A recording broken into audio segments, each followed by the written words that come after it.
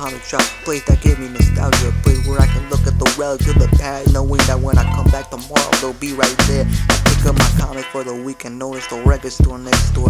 So I walk right in, dove into the record. I see the Rolling Stones, Tupac, Biggie, and Slim Shady LPs. I'm not thinking of purchasing, I just hope I find a classic. Well, in the corner of my eye, I noticed a cute ass hoe with a friend looking more hoish than her. I ignore her cause I don't have the mental capacity to deal with her. I look up again to see she's right next to me. We talk for a bit and she said I'm hella cute. I laughed and said, you are mistaken, hun. She slipped me a note like a drug dealer paying their henchmen. She says, call me later, then walk back to her house. I keep on searching till I see the metal face with a great background right in front of me. I take it home, spend it all day. I call that hoe who gave me her phone number, and we talked for a few hours. I looked up at the time and see it was 3 a.m. I hung up and went straight to bed. The next morning I got a text saying she wants to meet for breakfast. I said sure. She sent me the addy. I put my flannel away, my Guns N' Roses shirt, and skated to the addy. It was an IHOP and she was already waiting for me. We sat down, had our breakfast and talked for a bit. We walked out, she held out my hand and I felt some type of weight. No girl has ever gone through these lights for me. I was always the quiet guy, shy guy, some would say nerdy, cause I read these comic books. Any bitch I try to pull would always block me, unadd me, or leave me undelivered. So I just stopped trying and started focusing on myself. She then led me into a location I was not familiar with, but it didn't matter. When we arrived at this dark alleyway, she pulled down my pants and sucked it like no tomorrow.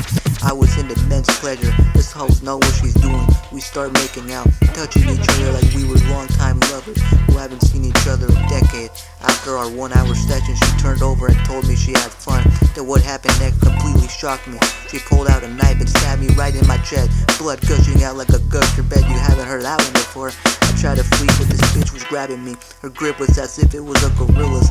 Finally, she stabbed me straight into my heart, and I had a few seconds before I went to meet my maker.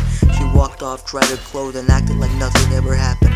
2 months later, they arrested the bitch and tried her. When the detective asked why she murdered a young man, she said he looked like a pedo and was preventing the inevitable. The cops got a hold of the autopsy and found out I'd been stabbed 50 times throughout my whole body. My parents bursting into tears at the sight of my murder, praying to God they send this bitch to hell. The judge ordered her to life in prison with no chance of parole. When they came searching into my apartment, all they found was my MADVILLIANY record still spinning in the player.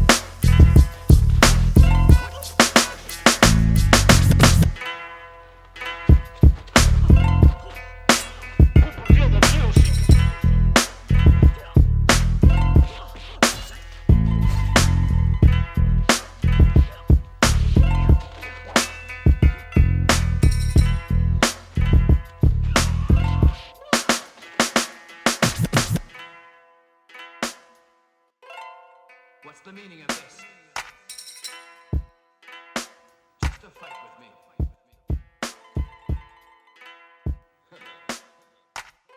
If your Shaolin style is better than our Wu-Dang style. Shaolin and Wu-Dang are family. Shut up.